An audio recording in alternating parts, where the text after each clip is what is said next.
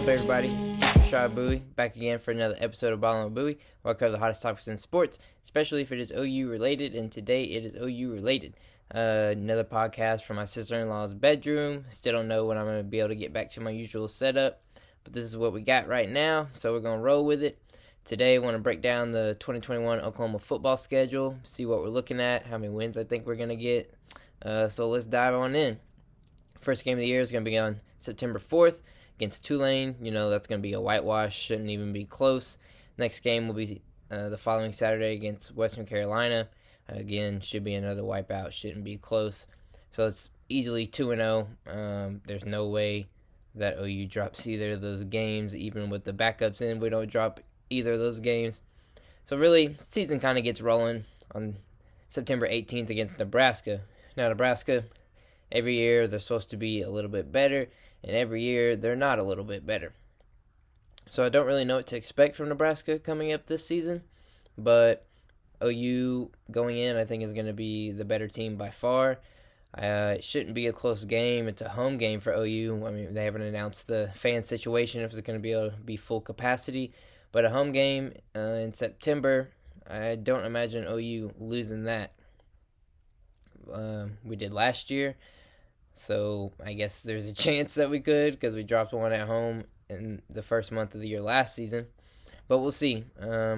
Nebraska, like I said, I don't see them being very good, and OU should win. I think OU should win their first 3 games by 21 points at least, and the Nebraska game shouldn't be closer than a 3-score game, maybe 17, I don't know.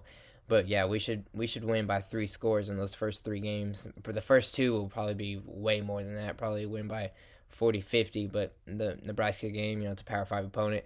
Even if they aren't going to be that good, still I think that OU should win by 3 scores. I mean, we're going to be a very complete team on both sides of the ball. Best team that I think OU's going to be putting out there in over a decade. Best team that I think I've seen since I've been watching OU football. That's a 3-0 start, I think, in my opinion, for OU. You jump to the first Big 12 game of the year against West Virginia. Again, West Virginia probably isn't going to be very good. They have fallen off quite a bit. I mean, West Virginia was a solid football team there for a couple years, but they've fallen off quite a bit. I think that's going to be a good start for OU in Big 12 play. Kind of get the gears rolling on our way to another Big 12 championship, hopefully. But yeah, I think West Virginia should be a very easy win. But then a big game, I think, for Oklahoma. It's going to be the second Big 12 game of the year on October 2nd against K-State. We have lost to K-State 2 years in a row now. I don't know how it happened either year.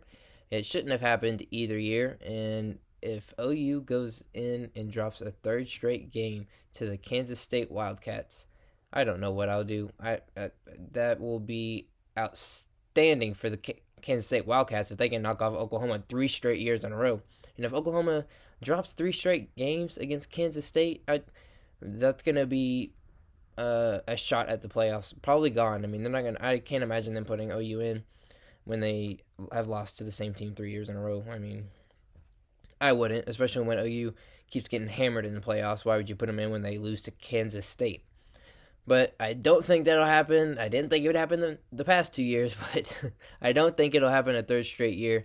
That it's really hard to beat a team 3 straight times if your name is Kansas State Wildcats and you're playing a team called the Oklahoma Sooners.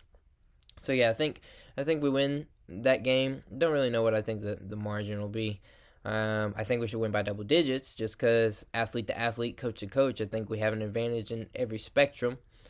But yeah, I think that'll be another win. Start the season out 5-0 before we go to the Red River rivalry to take on first-year head coach Steve Sarkisian and their potential loaded offense. I mean, their quarterback and the running back is supposed to be legit this year.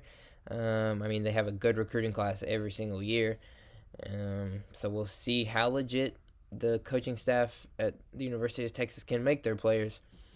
It's probably going to be a close game, just like every year it's a close game. But I think if OU can go into that game and come out with a double-digit win, then that's going to really be a stamp on their season and really start rolling throughout the rest of the schedule. But if OU goes in and drops that game, that might put a hamper on things. Just because when we lose games, it just feels like it's a major setback. Like we don't bounce back from losses and just start rolling through people. It kind of takes us a little bit to get our footing back. But if we can continue to just roll on, then I don't think there will be a problem. So if we can, I mean, the Texas game is close every year. It's usually a one-score game. But if we can somehow manage to win by double digits, then I think that would be a huge win for Oklahoma. Like I said, every year it's close, but hopefully this year we can kind of not keep it as close. Maybe win, I don't know, 45-35, or I don't even think our defense would give up 35 points to the University of Texas. So I don't know what I would think the score would be. But I think OU can pull that out. I think they're going to be a much better football team just because the experience that we're going to have. They're going to have a new quarterback. They're going to have a new head coach. So it's just going to set them back a little bit, I think. And we're going to have a lot of experience on both sides of the ball. And I think that's what's going to get the job done ultimately, is just the experience that we're going to have. Not just the athletes. I mean, the athletes I think are going to be better, of course, but I think the experience is what's going to get that win for us. So move on to the next game, October 16th against TCU. That should be a whitewash. TCU has fallen off drastically in the past couple years. Their defense has not looked nearly as good as it has been in the past. I think that's another wipe-through game at TCU. And then next game, got Kansas on the road. Kansas is Kansas. We're going to roll through them. Now, just stopping at Kansas, I think all these games to this point should be double-digit wins for OU. I don't imagine any team in the Big 12 to this point playing a close game against us, just because there's just a different kind of competition level in the Big 12. Like, there's OU, and then there's a drop-off, and then right now it's Iowa State, and then it's a complete drop-off, and then there's everyone else. I still think this upcoming year, Iowa State can be the second-best team in the conference. But yeah, after Kansas, we're going to get Tech at home, and Texas Tech, again, they struggle to find a good quarterback. They never can have a good quarterback, and I think that sets them back a lot because they like to air it out. That's their thing. They want to air out the ball, and they just never have had that guy. I mean, they had Pat Mahomes, of course, a couple years ago, but I mean, they still didn't accomplish much even when he was there. But yeah, Texas Tech, they struggle to have a consistency on the offensive end of the football. And I think that's going to be another run-through game for Oklahoma, win by double digits. And then we're going to get a bye week November 6th, and then we take on the Baylor Bears. They're a complete disaster up there, which they did play us pretty tough last year. They had a pretty solid defense, but the offensive end of the football just is not clicking whatsoever. But defense, they've really righted the ship. They didn't really slow us down. I wouldn't say they slowed us down just because we were out without a couple players on the offensive end last year. But this year, like I said, I think the experience that we're going to have a lot of older players, not really going to have very many young players. I think that's going to give us an advantage in every single game we have. And our receivers, I mean, are going to be really deadly this year. We're going to have Jaden Hazelwood, I think, starting. Marvin Mims, I think, starting. And the third receiver, I'm not really sure who I think is going to get it. I'm a big fan of Theo, but I've heard a lot of people say that Trajan is the best of those three recruits that came in together. But I don't know how because of Jaden Hazelwood. I think he's a stud. But yeah, you have Marvin Mims, Jaden Hazelwood, and then you got Austin Stogner coming back. I mean, what do? You can't double everyone. I think it's going to be a real problem for defenses. So I think OU gets a win against Baylor, of course. That keep us undefeated on the year. Next game, which I think is going to be the second biggest game, in my opinion, of the year. I think K-State's going to honestly be our biggest game of the year just because we lost to them back-to-back years. And the biggest game of the year, I think, is going to be Iowa State. Our second biggest game of the year is going to be Iowa State. We're going to get them at home this year. We'll see what happens. I think Iowa State is a really good football team. I do. I think Matt Campbell has done a really good job with Iowa State. They've never been as good as they are now.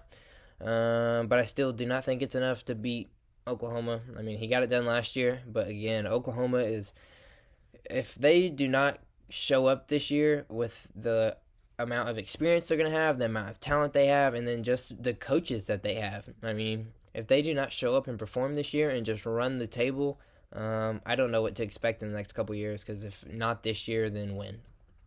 So yeah, I think Iowa State, they're going to play us tough. They have been the past couple years. They've played us tough even if they haven't beaten us, they've played us tough.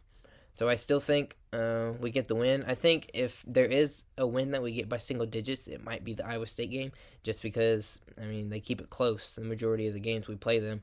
But if our defense shows up the way that I think they will, maybe it won't be a single-digit victory for the Sooners. But if we do end up dropping this game this late in the season, it's our second to last game of the year. If we do drop this game, then that would probably knock us out of the playoffs. I can't imagine them putting us in after dropping a game this late in the season. But maybe they would. I mean, say we're sitting at number 2 at that point, and Iowa State beats us, then maybe we still are in the top 4.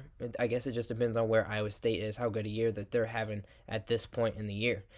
Well, yeah, we'll jump to the last game of the year. It's at Oklahoma State. Oklahoma State, I think, is going to be really bad this year, honestly. I do not think they're going to be good. Spencer Sanders, I think, is not a good quarterback. I think he's a pretty bad quarterback, if I'm being honest. And Chuba Hubbard's going to be gone. Tyron Wallace is going to be gone. They still have a couple threats on the offensive end of the football, but I don't think they're going to be able to do anything against Oklahoma. They didn't do anything last year. We straight mollywopped them last year, and I think it's going to be the same result. I think we'll end up winning by double digits, higher end, maybe 21, 28 points. I mean, I don't think it's going to be close. I don't think they're going to be able to score on us because Spencer Sanders just is not that guy. So, in my opinion, I mean, I feel like every year OU has a chance to go undefeated, but I think this is the best chance we've had in a very long time. I think OU can run the table and they can finish the season without a blemish on the record. We'll see if they can get that done. There's a lot still to be said in the offseason. Injuries can pop up. The depth chart could change. I mean, you never know. And that's with all the teams that we're going to play. And things can change. But right now, as things set, I think OU runs the table, goes undefeated. So that does it for this podcast. Thanks for tuning in. I know it's different circumstances, but thanks for tuning in. Like always, consider sharing and subscribing. Catch you later. Deuces.